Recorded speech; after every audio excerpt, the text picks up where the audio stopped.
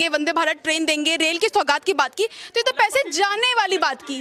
लखपति दीदी बनाई तो जाने वाली बात की, पैसा आएगा कहाँ से ये बात नहीं बताई कि ये पैसा कहाँ से आएगा। नहीं नहीं, बिल्कुल मैडम ने बताया 23 लाख करोड़ रुपए तो इनकम टैक्स से ही आएगा, डायरेक्ट टैक्स से उन्होंने बोला 23 लाख करोड़ आएगा।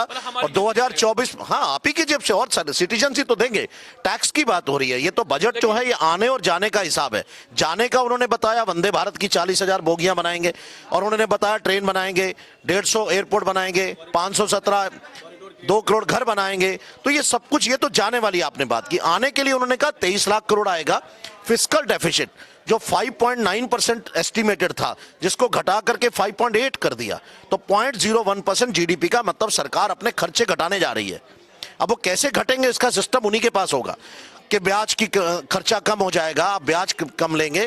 तो ये सब सर मेरा सवाल, एक छोटा सवाल है सर, जब ये बजट आता है, बहुत छोटा सवाल है, बजट आता है, तमाम घोषणाएं होती हैं, ये रेपो रेट और ये बार बार रिवर्स रेपो, ये क्यों बीच बीच में क्यों चेंज करते रहते हैं?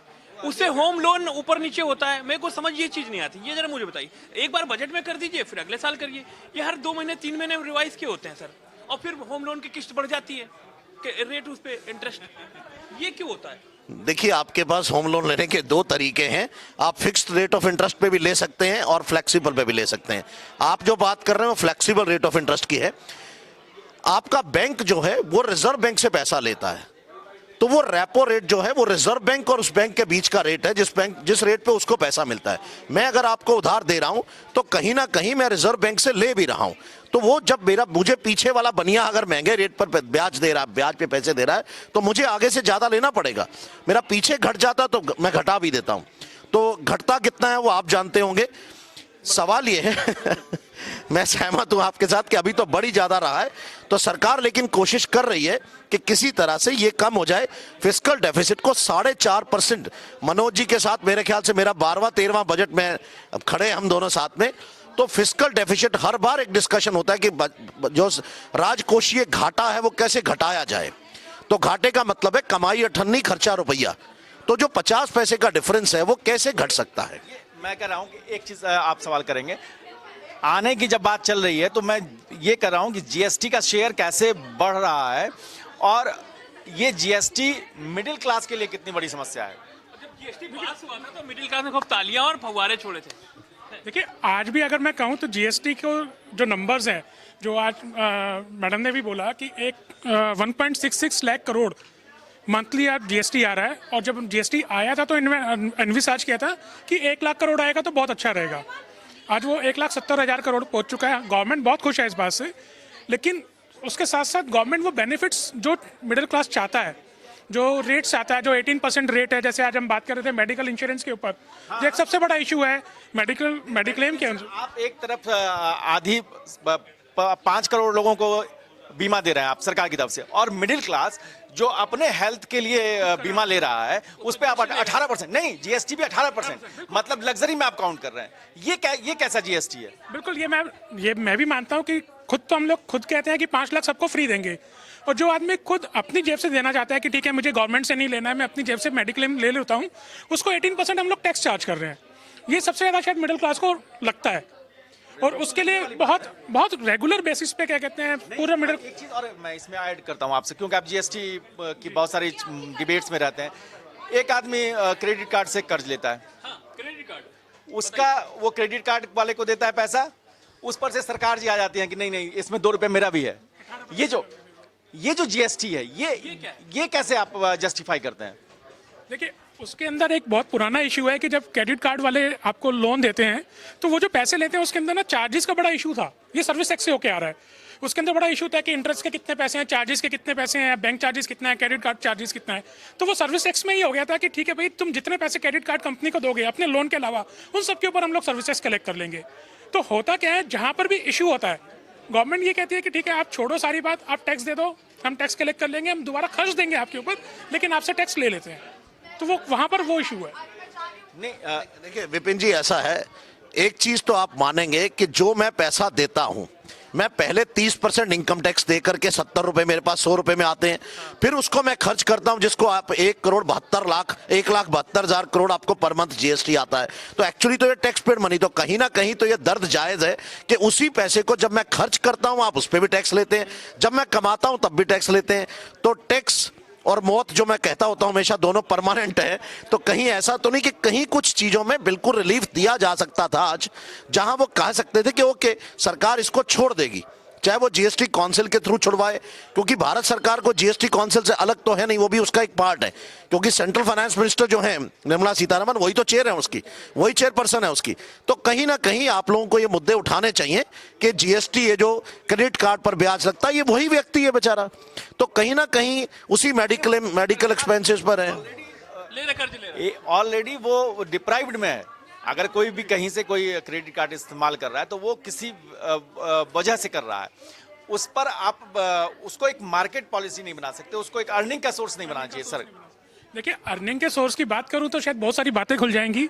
अब हम लोग पिछले 3 या 4-5 साल देख लें तो एक पेनल्टीज एक अर्निंग का सोर्स हो गई है। जो बिजनेस में है वो लोग इस बात को ज़्यादा समझते हैं कि कोई भी डिले हो गया, कोई भी गलती होगी उसकी पेनल्टी लगाओ, और आज की डेट में गवर्नमेंट के पास penalty is a very big source of income. तो अर्निंग का सोर्स तो देखो बन रहा है उसमें, और गवर्नमेंट अर्निंग कर रही है, उसके बात में भी कोई दो राय नहीं है, लेकिन वो अर्निंग इसलिए कर रही है कि मुझे खर्चा करना है।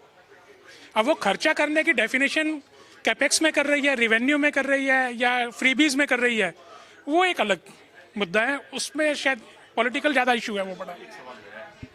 कि सरकार जो है मेडिकल इंश्योरेंस जैसा भी आप चर्चा भी हुई, पशुपति जी ने सवाल भी किया, लेकिन एक सवाल यहाँ सबसे बड़ा जायज़ उठता है कि जो पेंशन फंड है उसमें जो बहुत छोटी उम्र के लोग हैं जिन्होंने बहुत उसमें निवेश किया है उनको तो फायदा होता है, लेकिन आपको अचानक पता चलता है कि आपकी 40-45 साल की उम्र हो गई या 50 साल की उम्र हो गई, आप पेंशन लेना चाहते हैं, फिर आप कैलकुलेट करते हैं, देखते हैं कि आपका जो पैसा लिया जा रहा है उसी का इंटरेस्ट के बराबर ही पेंशन दी जा रही है, तो आदमी खुद को बड़ा ठगा हुआ सा महसूस करता है। और सरकार जो है वो पेंशन फंड को बहुत ज़्यादा एंकरेज कर रही है, तो ये कैसा ये विरोधाभास? इसमें एलआईसी भी है सर।